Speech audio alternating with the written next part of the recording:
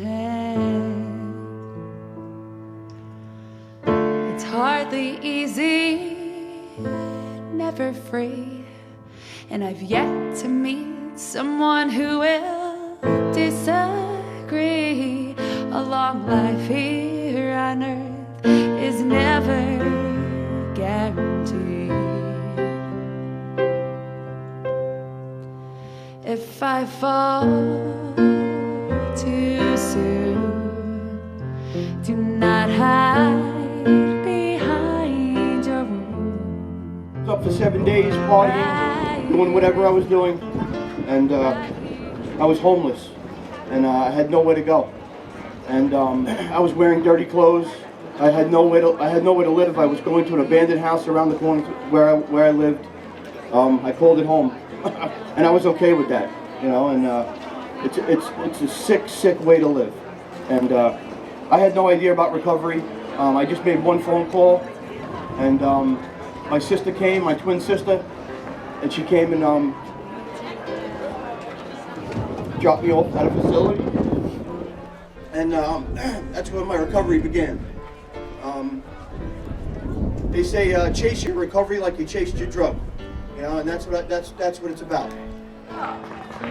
And let's hear it for Mike, because Mike's looking down on all of you. You showed up for him, and you showed up for the family and Barbara, and as Anthony said, you're showing up for what is a bona fide healthcare crisis that's affecting this generation. Please get involved. You're in a position to save lives. How many people, show of hands, have been trained in naloxone or Narcan? Show your hands. Some of you still got some things to look forward to. Please get trained, because at the height of an opiate epidemic, we'd rather you have this life-saving serum and not need it, and need it and not have it. This disease is potentially preventable. Ask your superintendent in Deer Park High School, is there evidence-based prevention models to help young people learn healthy coping skills? Right? Exercise, folks. Give yourselves a hand for exercising this morning. Exercise is the greatest reducer of stress out there, and you guys are active participants. We're all dealing with a great amount of stress these days. We have to find healthy ways to release it. Drugs are an option, but man, just ask Barbara and the Center family, sometimes it's not a healthy option to engage in mind and mood-altering substances.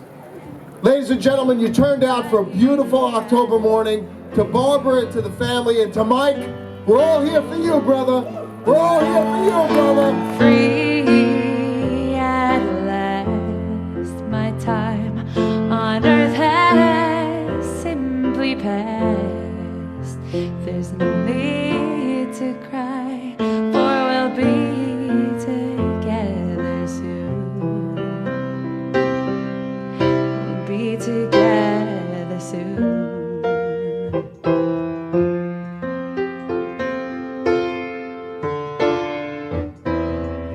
James, and I am in recovery. I've been sober for a year and a half. Thank you. Now, initially, I'm not someone that strives away from the limelight. I like attention, but when it comes to situations like this, you know, I don't really talk too much about addiction, you know, what I've been through. It's something that I've kind of had shame and guilt about. Now, last year, I was sober about 6 months. I just moved back to New York. I came to this run. It was like one of the first 5Ks I've ever done. And it turns out I went to high school with Tom, and there was a whole bunch of people here that from my graduating class from St. Anthony's 2007. Now, I was really embarrassed to, you know, be here and be like, yeah, all these people that I went to high school with had like great lives, great jobs, and I'm in rehab for the however many of time. It was really embarrassing, but you know, this is not something to be ashamed of. The stigma, it's got to end. You know, we are all trying to do something, you know, positive with our lives, and you know, there's been a lot of people that die out there because of the shame associated with alcoholism and addiction. So for me, coming to these things and showing that I'm not afraid to speak out, you know, that I've been through a lot, but you know, I have a lot in me and I have a lot of good to do in this world. That's really what it comes down to. Around this time 2 years ago, I was in the grips of cocaine, methamphetamine, and heroin addiction, and I was ready to kill myself. It was really hard. I didn't think there was a way out. I was hopeless. And God sent an angel and said, just do it. And I ended up going to Hope House. Today I'm actually running for my mother. She's right here. And I'm looking to end the stigma associated with addiction. I'm a good person. I'm not a bad person. I'm a sick person. But every single day, I am working to better myself and bring awareness to this disease. It's been a long road. I bumped my head a lot. And, but you know what? I'm human, and I'm making mistakes, and I'm learning from them. Oh, it's so unfair to you to feel such pain. I wish it weren't true, but when you're feeling sad, look at the stars, hear my words. Everybody have a candle, we have a little pamphlet thing. We want to honor loved ones lost here also. There's a lot of angel parents here. You know, our children unfortunately left this earth too soon. And we just want to pay some honor to them also. For those of you that don't know me, my name is Tom Senna. My family and I tragically lost my brother 2 years ago to an overdose. It started out, you know, a grieving family not really knowing what to do, where to turn to. And the idea, the inception for this kind of just came about. We wanted to help just one other family not go through the same type of loss that we went through. And what came out of that was this Run for Hope. Last year we had over 500 people come out supporting, running, donating, and this year we have more of the same. Today is about awareness, about addiction. Today is about hope for those that are in recovery. And today is about honoring those that we have lost through addiction. At last, my time on earth has simply passed. There's no need to cry, for we'll be together. Time was free, do not be swallowed up in grief, for a bright evening. Mike Senna, I'm very close with the Senna family. I've grown up with them throughout high school. Out here to support Barbara, Paul, Nikki, and Tom.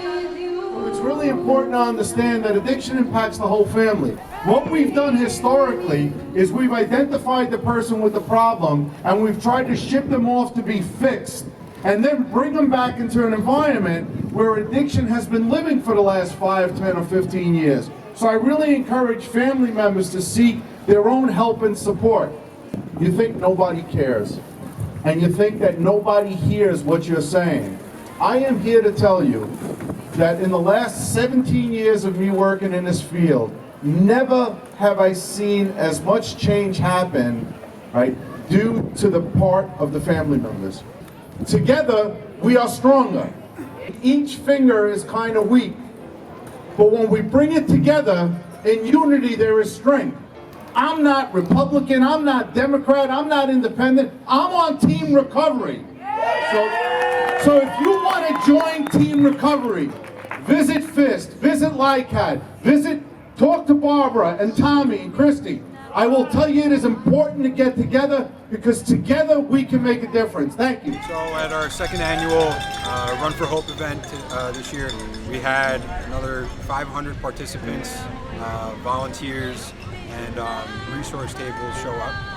It was definitely another great successful event. We had speakers from active people in recovery, as well as local politicians and community resources as well. This year we want to really thank everybody that came out and participated. We want to have a huge thank you to all of our volunteers, our race committee, and all of our sponsors. Thank you very much. Thank you. Thank you. I'm free.